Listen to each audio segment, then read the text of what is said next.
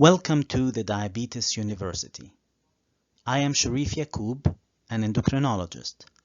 What I'm trying to do here is to help and provide resources for everybody who treats diabetes or is interested in treating diabetes, whether it be a doctor, a physician in training, nurse practitioner, mid-levels, whoever is interested in treating this disease. I want to provide them with resources that can help them achieve just that.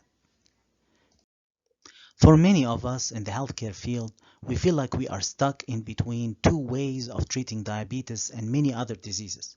On one side of the spectrum, you find the used car salesman approach, if you will.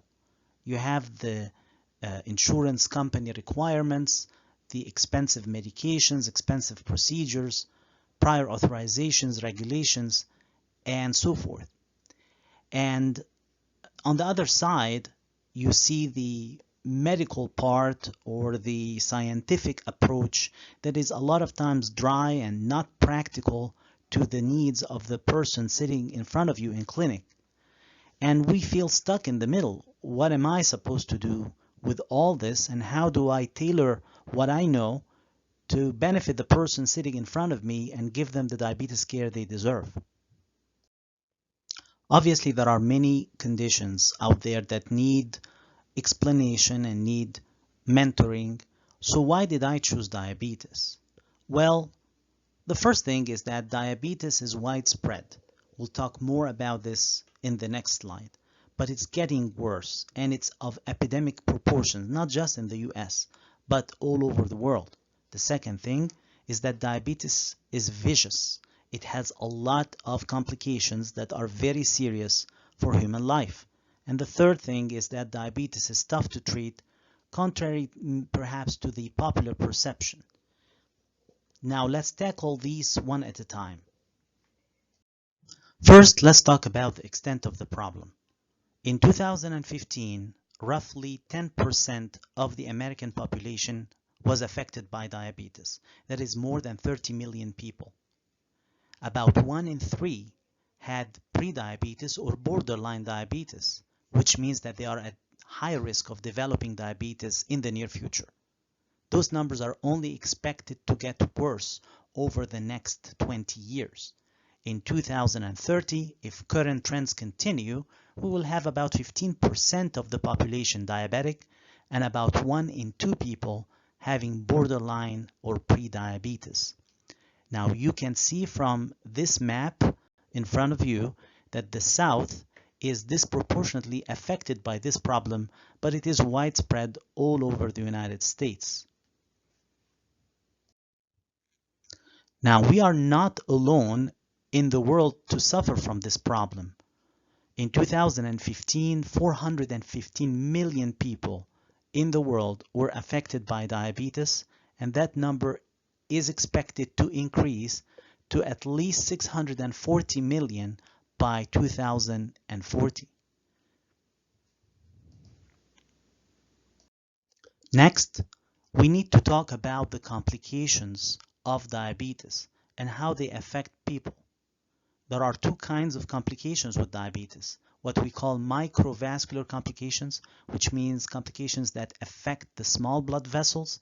Those results in eye disease and in kidney disease and in diseases of the peripheral nerves, retinopathy, nephropathy, and neuropathy respectively, with devastating complications like blindness, kidney failure, requiring dialysis, amputations, and so forth. Also, diabetes plays a huge role in causing heart disease and strokes. Diabetes is a major cause of death.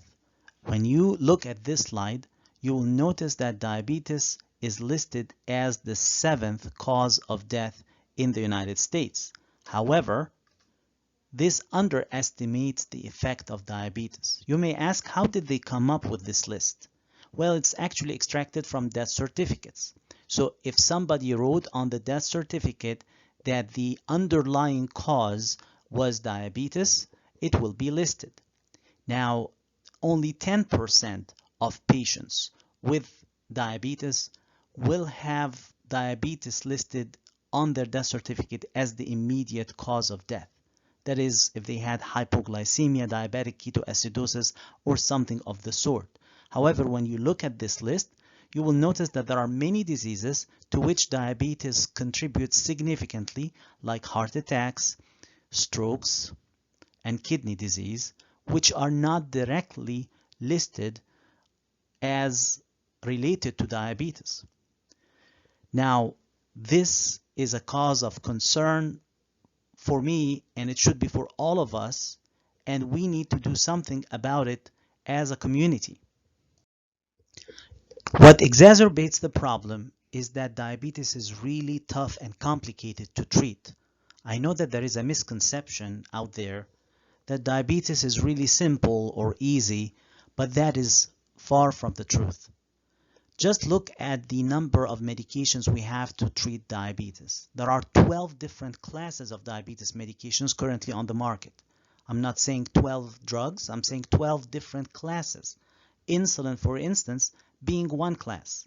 On this slide, you will see the timeline of all the different medications and when they came on the market. Now, in addition to this, a person who treats diabetes needs to be very well attuned to the nutrition, exercise physiology, lifestyle needs of the person who is being treated. They also need to be aware of the finances of diabetes and how it affects the management. All of that complicates the management greatly. Rest assured, though, that as we go through this program, you will gain a lot of information and knowledge to treat diabetes. Now, you may ask, how are we planning on doing this? First of all, we need a practical approach. So we start with cell biology and we go all the way to actual patient encounters, whether it be in the inpatient setting or outpatient setting. And the purpose is to simplify things so that you can understand how to benefit patients in a clinical setting. Now, the target audience of this is the healthcare professionals who treat diabetes. Clearly, there are many topics that would be very helpful for patients to listen to in a presentation like this, as nutrition and finances and so forth. But I want to focus first on the healthcare professionals and help us all gain a better understanding of the disease and how to treat it. As we go through this course, you will find certain cardinal rules and critical fallacies that I will mention that are important to note.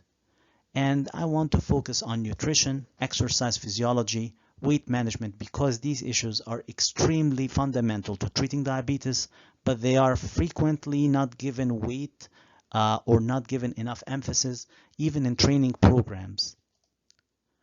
Cardiovascular health is a very important topic, again, frequently underexplained or underrepresented in training programs, and we need to talk more about this.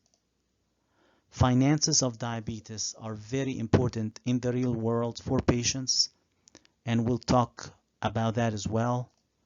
And finally, we will do this through many cases. Sometimes those cases will be fictional, but in many cases, I will actually present an actual patient, obviously changing their name and not including any identifying data about them, but I will present those patients as a way for all of us to learn together. It is my hope that this program would provide you with the information and proficiency that you need to treat patients, and that your understanding of the disease will be transformed and you would feel comfortable and confident treating it. If you have any questions, please write them in the comments, and don't forget to subscribe and like and share so that you can get more of these recordings. Until next time, farewell.